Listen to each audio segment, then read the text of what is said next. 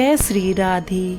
आज हम भाद्रपद संकष्टी गणेश चतुर्थी व्रत कथा श्रवण करेंगे। सर्वप्रथम गणेश जी का ध्यान करें।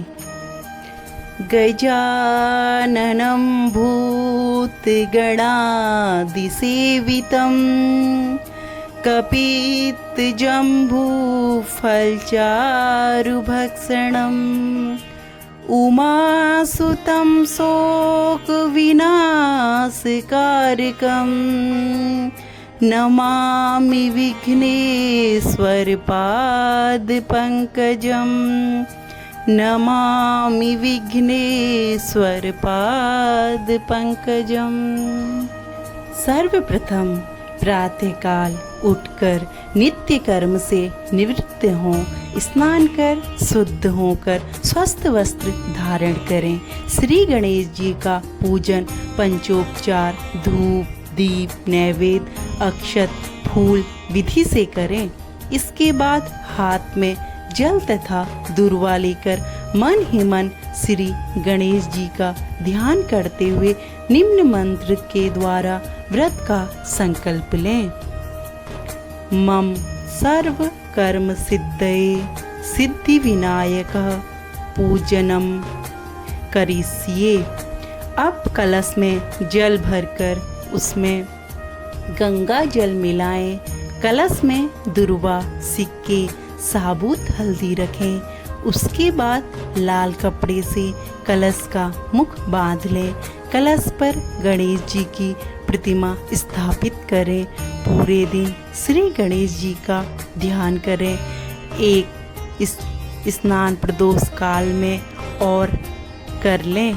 स्नान के बाद श्री गणेश जी के सामने सभी पूजन सामग्री के साथ बैठ जाएं।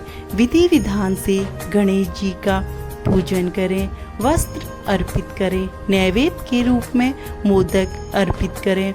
चंद्रमा के उदय होने पर चंद्रमा की पूजा कर अर्घ्य अर्पण करें। इसके बाद गणेश चतुर्थी की कथा अवश्य सुने। तत्पश्चात गणेश जी की आरती करें। भोजन के रूप में केवल मोदक ही ग्रहण करें। ब्राह्मण को दान देकर और भोजन कराकर स्वयं भी भोजन कर लें। भाद्रपद मास के कृष्ण पक्ष की चतुर्थी को किया जाने वाला व्रत भाद्रपद संकष्टी गणेश चतुर्थी व्रत कहलाता है। इस चतुर्थी को बहुला चतुर्थी भी कहते हैं।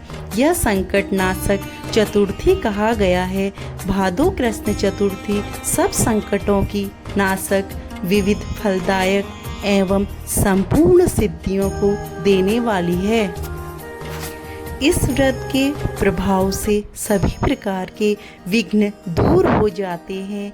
यह सब कष्टों का नाश कर धन की वृद्धि करने वाला व्रत है। इस दिन एक दंत गणेश जी की पूजा करते हैं। आइए कथा श्रवण करते हैं।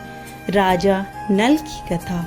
पार्वती जी ने गणेश जी से पूछा कि हे पुत्र, भादो कृष्ण चतुर्थी को संकट नाशक चतुर्थी कहा गया है, अतः उस दिन का व्रत किस प्रकार किया जाता है, मुझसे समझाकर कहिए।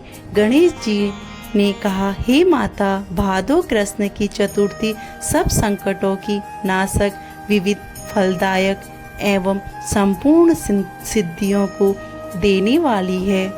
पूर्व वर्णित विधि से ही पूजा करनी चाहिए। हे पार्वती, इस व्रत से आहार संबंधी कुछ विशेषताएं हैं, उन्हें बतलाता हूँ।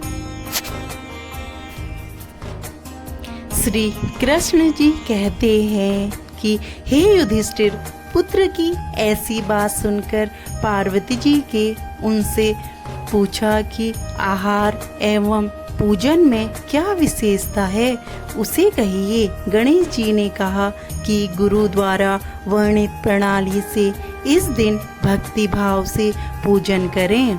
चतुर्थी के दिन प्रातः नित्य कर्म से निवृत्त हो तो व्रत का संकल्प करें। तत्पश्चात रात्रि में भोजन तथा कथा श्रवण करें। पूर्व काल में नल नामक एक पुण्यात्मा और यशस्वी राजा हुए। उनकी रूपशालिनी रानी दमयंती नाम से प्रसिद्ध थी। एक बार उन्हें श्रापग्रस्त होकर राज्यच्युत होना पड़ा और रानी के वियोग में कष्ट सहना पड़ा। तब उनकी रानी दमयंती ने इस सर्वोत्तम व्रत को किया।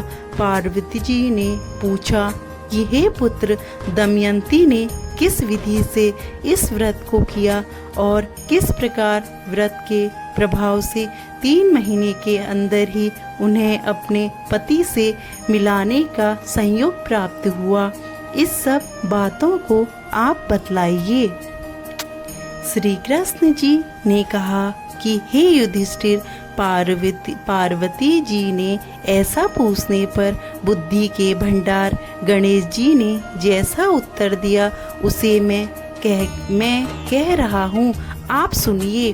श्री गणेश जी कहते हैं कि हे माता, राजा नल को बड़ी बड़ी आपदाओं का सामना करना पड़ा। हाथी खाने से हाथी और घुड़शाला से घोड़ों का अपहरण हो गया। डाकुओं ने राजकोष लूट लिया और अग्नि की ज्वालाओं में घिरकर उनका माल भस्म हो गया। राज्य नष्ट करने वाली मंत्री लोगों ने भी उनका साथ छोड़ दिया। राजा जुए में सर्वस्व गवा बैठे। उनकी राजधानी भी उनके हाथ से निकल गई। सभी ओर से निराश और असहाय होकर राजा नल वन में चले गए। वन में रहते समय उन्हें दमयंती के साथ अनेक कष्ट झेलने पड़े। इतना ही नहीं, उनकी रानी से भी वियोग हो गया। तत्पश्चात राजा किसी नगर में काम करने लगा, रानी किसी दूसरे नगर में रहने लगी और राजकुमार भी अन्यत्र नौकरी करने लगा। जो किसी समय रानी और राजपुत्र कहे जाते थे, वे ही अब भिक्षा मांगने लगे। तरह तरह के लोगों से पीड़ित होकर, एक दूसरे से विलग होकर कर्म फल को भोगते हुए दिन बिताने लगे। एक समय की बात है कि वन में भटकते हुए दमयंती ने महर्षि सरभंग के दर्शन किए।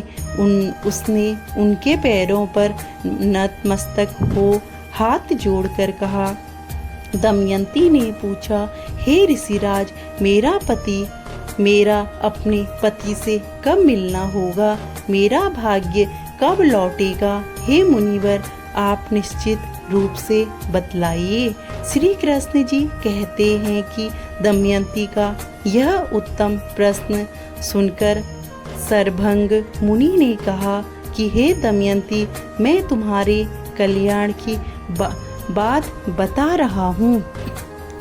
श्री कृष्ण जी कहते हैं कि दमयंती का यह उत्तम प्रश्न सुनकर सरभंग मुनि ने कहा कि हे दमयंती, मैं तुम्हारी कल्याण की बात बता रहा हूँ, सुनो। इससे घोर संकट का नाश होता है। यह सब कामनाएं पूर्ण करने वाला एवं शुभदायक है।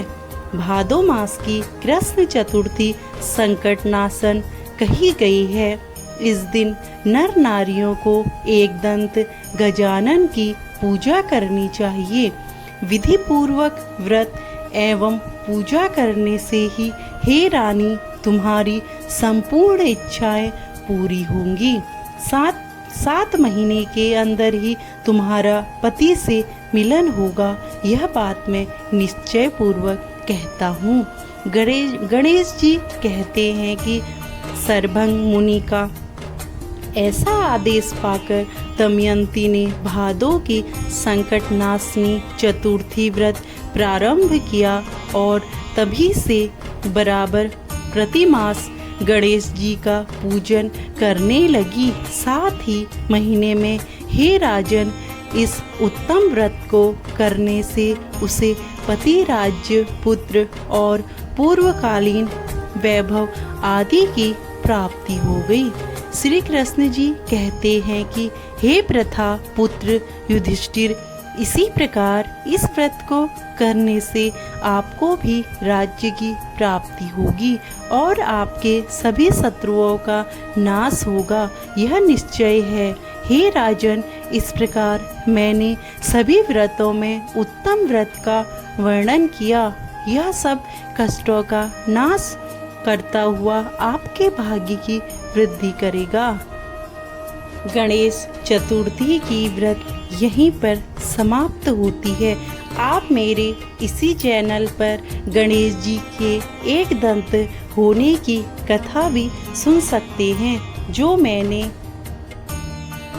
मैंने पहले बनाई वीडियो में सुनाई है। धन्यवाद।